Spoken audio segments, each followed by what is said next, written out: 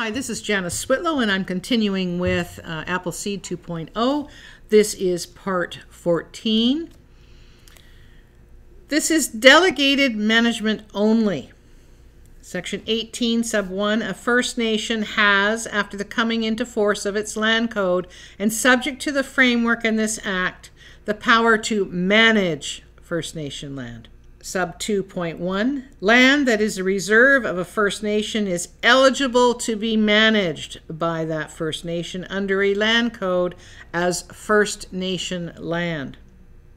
2.2, First Nation land includes all the interests and rights, or all the land rights and other rights, as well as the resources that belong to that land, to the extent that these are under the jurisdiction of Canada and are part of that land.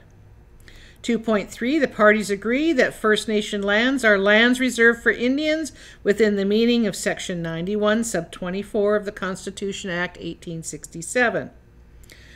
Sub 4.1, any reserve managed by a First Nation under a land code will continue to be reserved within the meaning of the Indian Act. The minister picks where a suitable FNLMA agency corporation can be created by the federal government. The Indian Band Council only asks for the minister's consideration. Quote, the Minister of Aboriginal Affairs and Northern Development selects all new First Nations that enter the regime. That's from Canada's Economic Action Plan 2013.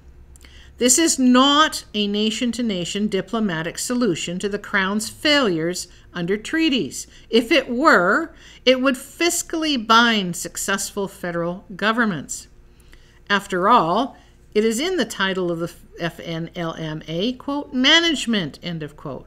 It is not an act for the, quote, transfer of control and administration, end of quote. Perhaps Chief Robert Louis was just speaking loosely when he said the following as chair of the LAB to the Standing Senate Committee on National Finance, quote, Canada ratified the Framework Agreement by passing the First Nations Land Management Act in 1999.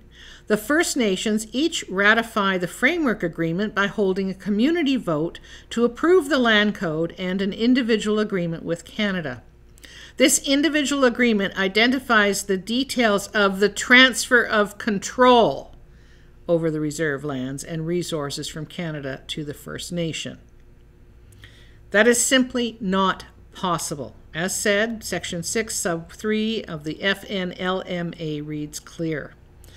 Quote, a First Nation that wishes to establish a land management regime shall, in accordance with the Framework Agreement, enter into an individual agreement with the minister describing the land that will be subject to the land code and providing for A, the terms of the transfer of administration of that land.